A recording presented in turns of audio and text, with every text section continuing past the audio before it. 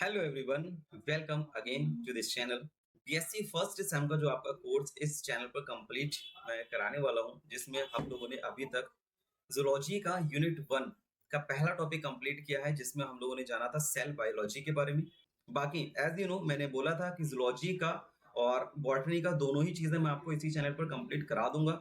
BSc first semester की अभी हम लोग चीजों को कंप्लीट कर रहे हैं और इसका सेपरेट आपको प्लेलिस्ट मिल जाएगा, तो प्लेलिस्ट को चेक करो, वहां पर जाकर के सारे लेक्चर्स कंप्लीट करो।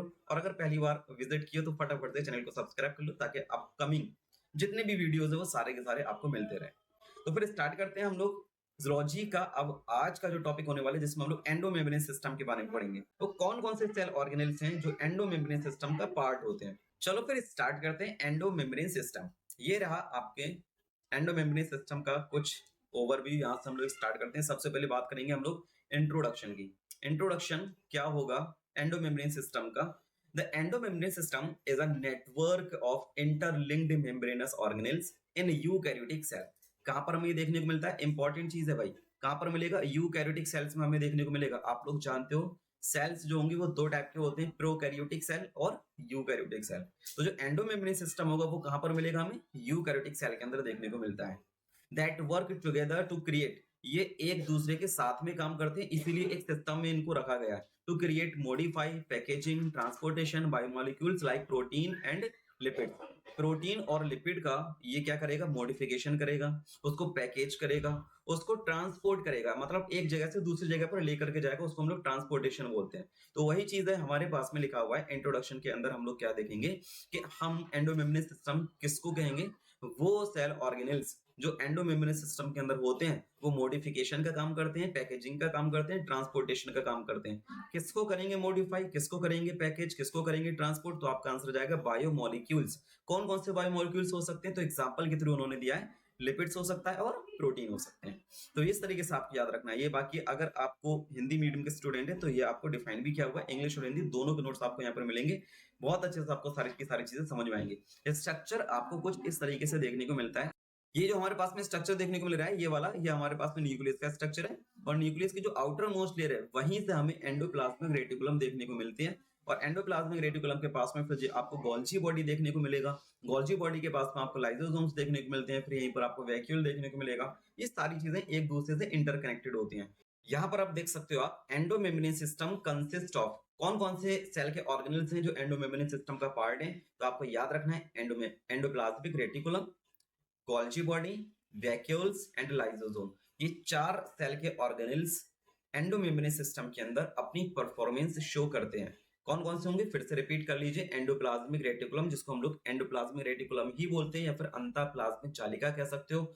गोल्जी बॉडी, जिसको हम लोग गोल्जी निकाय, गोल्जी तंत्र के नाम से जानते हैं। वैक्यूल रिक्तिका होती है और लाइसोसोम जो अपचयी पुटिका होती है। ये सारी चीजें आपको एंडोमेम्ब्रेन सिस्टम का पार्ट होते हुए देखने को मिलेंगी। तो हम लोग कह सकते हैं the cell organelles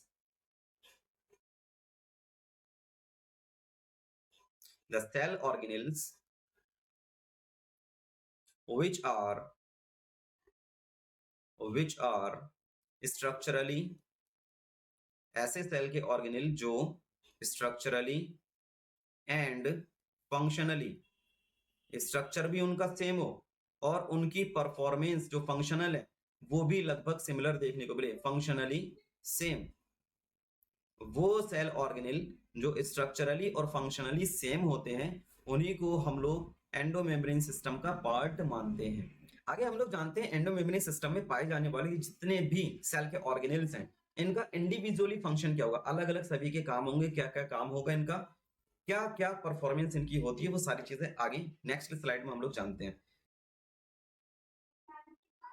आगे बढ़ने से पहले एक बार मैं आपको यहाँ पर फिर से इसका ओवरव्यू दे देता हूँ। स्ट्रक्चर आपको कुछ इस तरीके से देखने को मिलेगा। जैसे आप यहाँ पर देखो, ये वाला जो आपको स्ट्रक्चर देखने को मिल रहा है इसको हम कहेंगे ये न्यूक्लियस है, ठीक है। यहाँ पर आपको जो स्ट्रक्चर देखने को मिल रहा है ये एंडोप्लाज्मिक रेटिकुलम। अब एक चीज आपको ध्यान रखना है कि एंडोप्लाज्मिक रेटिकुलम जो होगा वो दो टाइप का होता है। एक को हम लोग कहते हैं RER, मतलब रफ एंडोप्लाज्मिक रेटिकुलम, आगे हम लोग जानेंगे अभी, इसको टेंशन ना लो, ठीक है। और दूसरा क्या होता है? SER, स्मूथ एंडोप्लाज्मिक रेटिकुलम होता है। इसके अलावा यहाँ पर आप स्ट्रक्चर देख रहे हो, जैसे ये न्यूक्लियस आया, फिर ये हमारे पास में एंडोप्लाज्मिक रेटिकुलम, फिर ये वाला जो आपको स्ट्रक्चर देखने को मिल रहा है इसको हम लोग कहते हैं ये है हमारा गोल्जी बॉडी। या फिर गोल्जी कॉम्प्लेक्स के नाम से भी इसको जानते हैं। फिर इसके अलावा आपको यहीं पर देखने को मिल जाएंगे सारे के सारे स्ट्रक्चर, बहुत सारे, जिनको हम लोग लाइसोसोम के नाम से जानेंगे। फिर आपको जो स्ट्रक्चर देखने को मिलेगा यहीं पर एक बड़ी सी वैक्यूल देखने को मिल जाती है। तो इस तरीके से सारे के सारे एक दूसरे से सिचुएटेड होते हैं सभी सेल के ऑर्गेनेल्स जो एंडोमेम्ब्रेन सिस्टम के अंदर होंगे।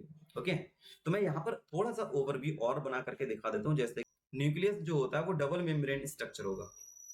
जैसे कि ये है हमारा न्यूक्लियस, ये हमारा न्यूक्लियस है। न्यूक्लियस जो होगा हमारा डबल मेम्ब्रेन स्ट्रक्चर होता है, डबल मेम्ब्रेन बाउंड स्ट्रक्चर होगा। ये बात आप लोग जानते हो, डबल मेम्ब्रेन बाउंड स्ट्रक्चर होगा। अगर आपने सेल वाला चैप्टर पढ़ा हुआ है, सेल के बारे में आप लोग जानते हो, तो बहुत कुछ आपको यहाँ पर आराम से समझ में आ जाएगा। और ये सेल मेम्ब्रेन का ही, सेल चैप्टर की ही सारी चीजें हमें देखने को मिल रही हैं। आप लोग क्लास 11th अगर पढ़ के आए हो, वहां पर अच्छे से आपने चीजों को पढ़ा होगा, तो क्लास 11th के अंदर आप लोग सेल के बारे में पढ़ लेते हो बहुत ज्यादा डिटेल में।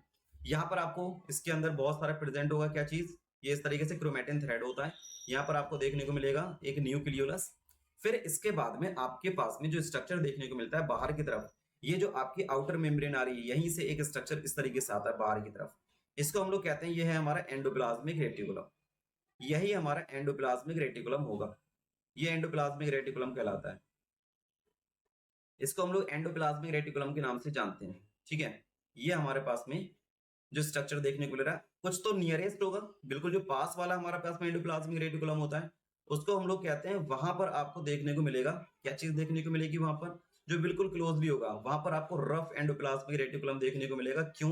क्योंकि यहाँ पर पाए जाते हैं क्या? बहुत सारे राइबोसोम्स। तो आपको अगर राइबोसोम का स्ट्रक्चर देखने को मिलेगा, तो यहाँ पर ऊपर की तरफ आपको स्ट्रक्चर देखने को मिलेगा राइबोसोम का। मीन्स कुछ छोटे छोटे कण इस तरीके से आपको देखने को मिलेंगे।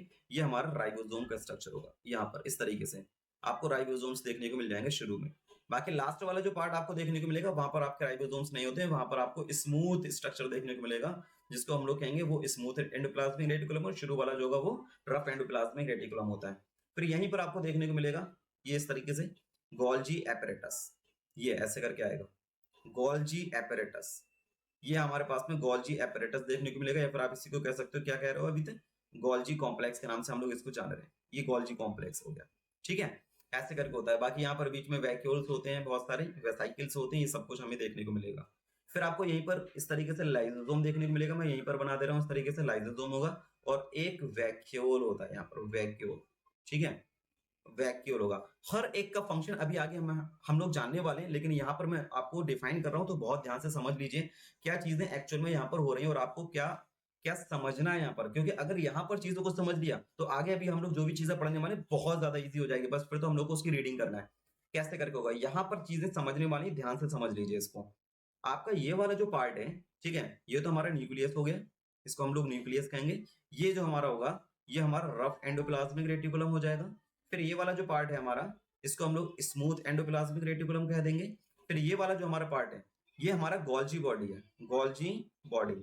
अब गोल्जी बॉडी का ये वाला जो पार्ट आपको देखने को मिल रहा है, इसको हम कहते हैं सिस फॉर्म है, ये सिस फॉर्म। और जो नीचे वाला पार्ट है, इसको हम लोग कहते हैं ट्रांसफॉर्म है, ये ट्रांसफॉर्म है। एक है सिस फॉर्म और एक है ट्रांसफॉर्म। तो मतलब यहाँ पर जो भी मटेरियल बनेगा, वो मटेरियल को जो रिसीव करेगा गोल्जी बॉडी का, वो कौन सा पार्ट होगा? तब आपका आंसर जाएगा सिस फॉर्म होगा। जो एंडोप्लाज्मिक रेटिकुलम के अंदर जो भी मटेरियल बायोमोलिक्यूल का मॉडिफाई होता है, वो सारा का सारा रिसीव करने के लिए जो गोल्जी बॉडी का पार्ट होगा, वो कौन सा वाला होगा? तब आप कहोगे सिस फॉर्म होगा। जो उभरा हुआ पार्ट होता है वो सिस फॉर्म है। उभरे हुए को हम लोग बोलते हैं कॉन्वेक्स साइड है ये। ठीक है, और जो अंदर की तरफ है, ये वाला गड्ढे वाला साइड जो है, वो कहते हैं हम लोग ये कॉनकेव साइड है। ठीक है, तो सिस फॉर्म को ही हम लोग क्या बोलेंगे? कॉन्वेक्स है ये, कॉन्वेक्स। और जो अंदर की तरफ है, ये वाला ट्रांस वाला, इसको हम लोग क्या बोलेंगे? ये हमारा कॉनकेव साइड है, कॉनकेव। ठीक है, अब इसके अलावा जैसे ये सारी चीजें होंगी, जो भी मटेरियल होगा वो यहाँ से पास होता हुआ सारी चीजों को मॉडिफाई करता हुआ यहाँ पर नीचे को आ जाएगा। और यहाँ पर आते हुए फिर यहाँ पर मिलेगा ये क्या चीज से? लाइसोसोम से। लाइसोसोम के पास में प्रेजेंट होते हैं बहुत सारे हाइड्रोलिटिक एंजाइम्स। क्या प्रेजेंट होंगे? लाइसोसोम के पास में, लाइसोसोम के पास में मिलेंगे आपको हाइड्रोलिटिक एंजाइम्स होंगे। हाइड्रोलिटिक एंजाइम्स आपको देखने को मिलेंगे किसके पास में होंगे? लाइसोसोम के पास में होंगे। इंपॉर्टेंट है, ध्यान रखना। ठीक है, अब ये हाइड्रोलिटिक एंजाइम्स क्या करते हैं? जो आपका लिपिड है, जो प्रोटीन है, जो कार्बोहाइड्रेट है, इन सबको ये डाइजेस्ट करने का काम करता है। डाइजेशन होगा यहाँ पर। ठीक है, अलग अलग एंजाइम्स के थ्रू, वो आगे हम लोग जानेंगे जब आगे लाइसोसोम के बारे में पढ़ेंगे, वहां पर मैं आपको एक्सप्लेन करूंगा इसको। ठीक है, चलो फिर आगे देख लेते हैं। अब जितनी भी बेकार की चीजें सेल के अंदर, जितना भी वेस्ट मटेरियल होगा, वो सारा का सारा वेस्ट मटेरियल इस स्ट्रक्चर के अंदर आ जाता है, जिसको हम लोग किस नाम से जानते हैं, वैक्यूल के नाम से जानते हैं। वैक्यूल की जो आउटर लेयर होती है, इसको हम लोग टोनोप्लास्ट के नाम से जानते हैं। बाहरी आवरण इसका टोनोप्लास्ट कहलाता है। ओके, ये कुछ इसका डिटेल है, जिसके बारे में अभी आगे हम लोग क्लास के अंदर इसी में जानने वाले हैं। इस लेक्चर को कंप्लीट करते करते एंडोमेम्ब्रेन सिस्टम आपके दिमाग में आराम से छप जाएगा बिल्कुल। ठीक है, चलो फिर आगे देखते हैं क्या होगा आगे। सबसे पहले हम लोग बात करेंगे एंडोप्लाज्मिक रेटिकुलम की। चलो भाई, एंडोप्लाज्मिक रेटिकुलम का इंट्रोडक्शन देख लो। Endoplasmic reticulum is a network. क्या चीज है ये? नेटवर्क है। किसका? मेम्ब्रेनस ट्यूब्यूल का। ट्यूब्यूल का नेटवर्क होगा, और यहीं पर आपको सेक्स मिलेंगे। सेक्स का मतलब होता है बैग की तरह स्ट्रक्चर होता है, bag like structure. Sacs present in the cytoplasm of eukaryotic cell. Eukaryotic cell के अंदर आपको ये स्ट्रक्चर देखने को मिलेगा। बैग लाइक स्ट्रक्चर होता है, ट्यूब्यूल लाइक स्ट्रक्चर होता है, पूरा नेटवर्क बना हुआ होगा। It is of two types. ये आपको दो तरीके का देखने को मिलता है। रफ एंडोप्लाज्मिक रेटिकुलम, जहां पर आपको राइबोसोम्स देखने को मिलते हैं। अभी हमने देखा इसकी सरफेस पर राइबोसोम पाए जाते हैं, तब हम रफ एंडोप्लाज्मिक कहेंगे। और अगर राइबोसोम्स एब्सेंट होते हैं, तब हम इसको क्या बोलेंगे? स्मूथ एंडोप्लाज्मिक रेटिकुलम के नाम से जानते हैं। ये आपका हिंदी वाला स्ट्रक्चर, हिंदी वाली एक्सप्लेनेशन हो जाती है। यहाँ पर आपको परिभाषा हिंदी की मिल जाएगी। एंडोप्लाज्मिक रेटिकुलम एक झिल्लीदार नलिकाओं और थैलों का जाल है, जो यूकैरियोटिक कोशिकाओं के साइटोप्लाज्म में पाया जाता है। यह दो प्रकार का होता है। कौन कौन सा होगा? ये आपका रफ एंडोप्लाज्मिक रेटिकुलम होगा और स्मूथ एंडोप्लाज्मिक रेटिकुलम होगा। चलो भाई, स्ट्रक्चर के बारे में बात कर लें। यहाँ पर आपको कंप्लीट स्ट्रक्चर दे रखा है। अब हमें स्ट्रक्चर पे बहुत ज्यादा फोकस अच्छे से यहाँ पर करना है। बाकी जो चीजें मैं आपको शुरू में बता चुका हूँ, उस चीज को अगर दिमाग में छाप रखा होगा, तो आसानी से आपको ये सारी चीजें समझ में आ जाएंगी। तो यहाँ पर आप देख सकते हो, शुरू में जो आपको स्ट्रक्चर देखने को मिल रहा है, राइबोसोम्स देखने को मिल रहे हैं। ठीक है, और बाकी का आपको यहाँ पर बीच बीच में स्पेस देखने को मिल रहा है। ये रफ एंडोप्लाज्मिक रेटिकुलम हम लोग इसको कह रहे हैं। कौन सा वाला है ये? जहां पर राइबोसोम प्रेजेंट है रफ एंडोप्लाज्मिक रेटिकुलम, जहां पर राइबोसोम एब्सेंट है उसको स्मूथ एंडोप्लाज्मिक रेटिकुलम हमने कह दिया। इस तरीके से स्ट्रक्चर बनाना है। स्ट्रक्चर के अंदर आपको देखने को मिल रहा है continuous with the nuclear membrane. मैंने अभी आपको बताया शुरू में कि जो न्यूक्लियस का स्ट्रक्चर होता है, उसी की बाहर वाली लेयर से हमें स्ट्रक्चर इस तरीके से फिर देखने को मिल जाएगा। इसी को हम लोग क्या कहते हैं? एंडोप्लाज्मिक रेटिकुलम कहते हैं। Made of cisternae. सिस्टर्नी, ये बीच बीच में जो आपको स्ट्रक्चर देखने को मिल रहा है, फ्लैटेड स्ट्रक्चर है, फ्लैटेड चपटा स्ट्रक्चर।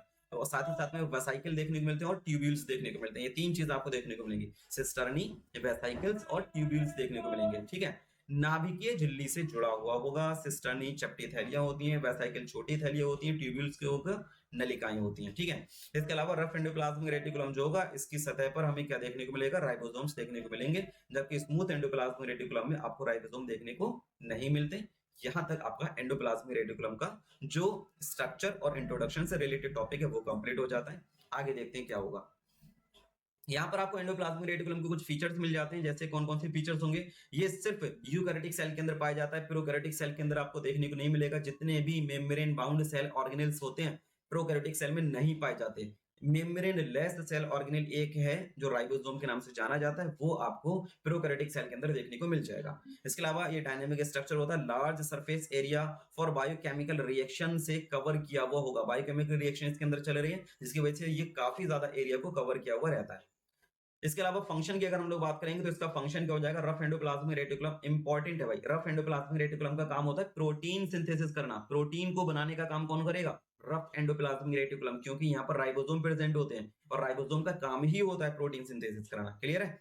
आगे देखो, स्मूथ एंडोप्लाज्मिक रेटिकुलम की अगर बात करेंगे, तो ये इसका काम क्या होगा? लिपिड सिंथेसिस करेगा भाई। लिपिड सिंथेसिस, साथ ही साथ में डिटॉक्सिफिकेशन करेगा ड्रग्स का, और स्टोरेज करके रखेगा किसको? कैल्शियम आयंस को। वही चीज आपको यहाँ पर हिंदी में मिल जाती है। सारी चीजें आपको बहुत आसानी से समझ में आ जाना चाहिए। अगर यहाँ तक क्लियर है तो फटाफट से कमेंट करके बता दो यहाँ तक आपको क्लियर हो चुका है। जल्दी से फटाफट कमेंट कर दो। ओके, चलो फिर अब यहाँ तक आपने एक हमारा सेल का ऑर्गेनेल जो एंडोमेम्ब्रेन सिस्टम का पार्ट था, जो जस्ट न्यूक्लियस के पास में था, जिसको हम एंडोप्लाज्मिक रेटिकुलम के नाम से जानते हैं, वो हमने कंप्लीट कर लिया।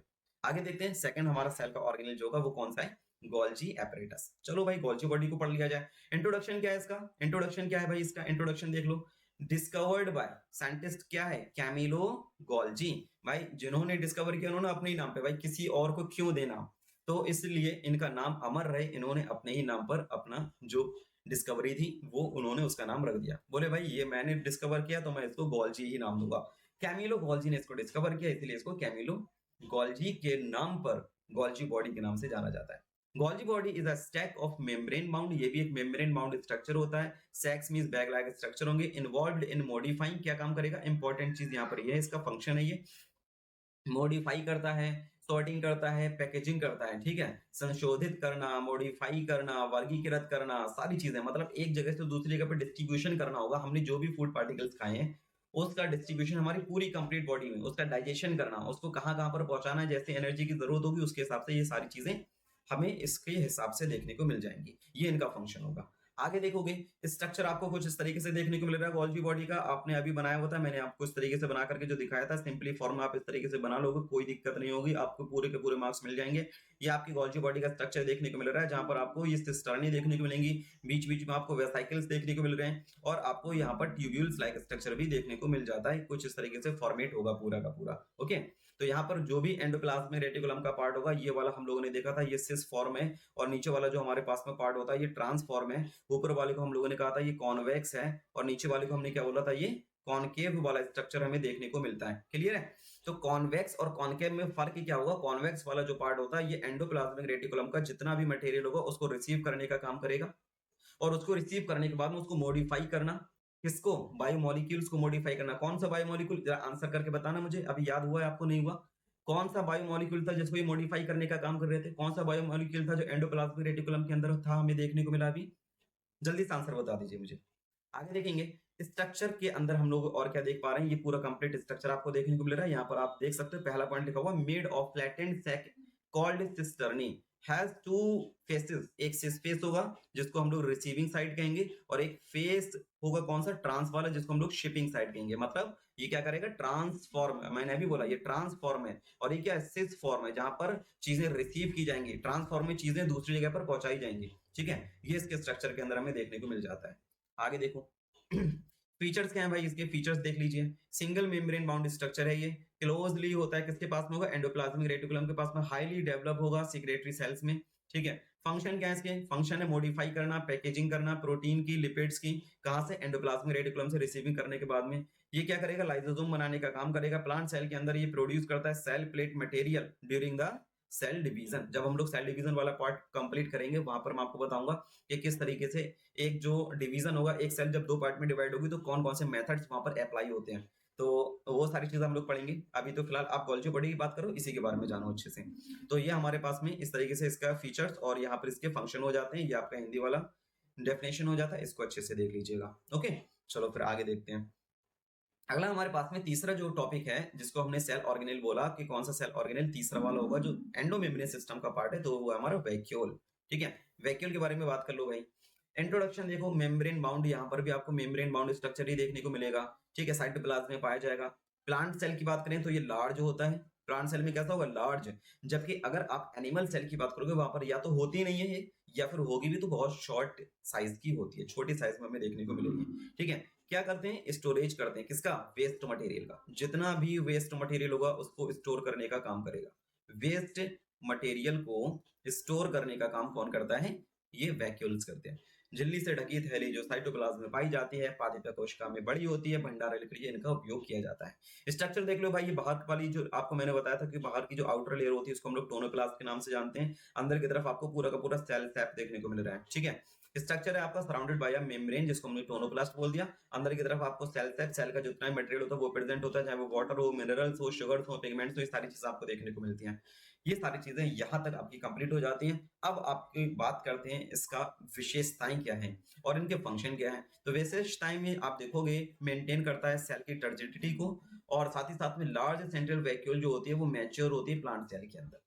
फंक्शन की बात करेंगे तो स्टोर करके रखता है किसको, न्यूट्रिएंट्स को, वेस्ट प्रोडक्ट को।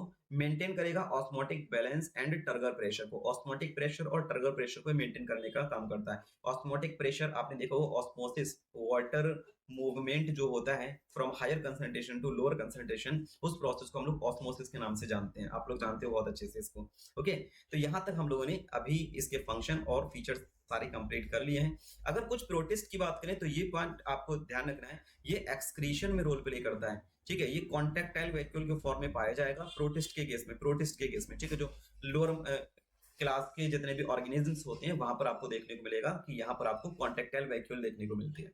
तो अपना अभी तक एंडोप्लाज्मिक रेटिकुलम हुआ, और कौन सा पढ़ा हमने? गोल्जी बॉडी पढ़ा, तीसरा हमने वैक्यूल पढ़ा। अब हम लोग बात करेंगे लाइसोसोम की। लाइसोसोम देख लो भाई। चौथा हमारा जो अपना सेल का ऑर्गेनेल होगा वो लाइसोसोम होता है। इंट्रोडक्शन की अगर हम लोग बात करेंगे, इंट्रोडक्शन क्या होगा इसका? मेम्ब्रेन बाउंड ऑर्गेनेल्स होते हैं, कंटेन करके रखेंगे। अभी मैंने आपको बताया था क्या पाया जाएगा इनके पास में? हाइड्रोलिटिक एंजाइम्स होते हैं। क्यों होंगे?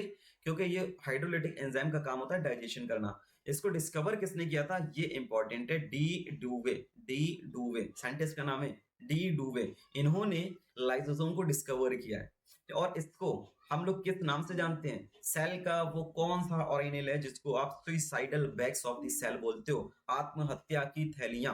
तो आपका आंसर जाएगा भाई लाइसोसोम है, suicidal bags of the cell. क्यों बोलते हैं भाई इसको suicidal bags of the cell? तो कभी कभी क्या होता है, ये जो लाइसोसोम्स की थैलियां होती हैं वो बाई मिस्टेक अपनी ही सेल्स को खाने का काम करते हैं जब बहुत ही ज्यादा डिमांड होती है। कभी कभी ऐसा होता है हमारी बॉडी के अंदर डैमेज सेल है और वो अगर इकट्ठा रहेंगी तो फिर वो हमारी बॉडी के अंदर कुछ ना कुछ प्रॉब्लम क्रिएट्स कर देंगे। तो उन सेल्स को खा लेना, साथ ही साथ में कुछ और भी सेल्स को जब ये खुद से खाना स्टार्ट कर देती हैं अपनी खुद की सेल को, तब हम लोग कहते हैं कि आत्महत्या कर रहे हैं, अपनी ही चीजों को मारने का काम करना, खुद को मारने का काम करना।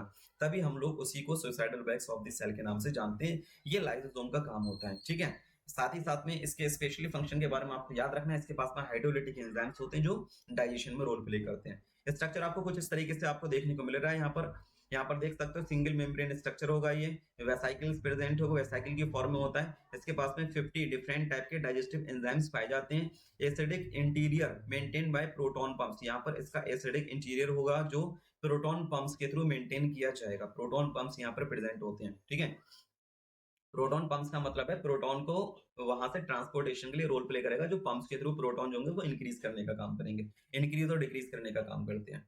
आगे देखेंगे नेक्स्ट हमारे पास में इसके फीचर्स क्या हैं।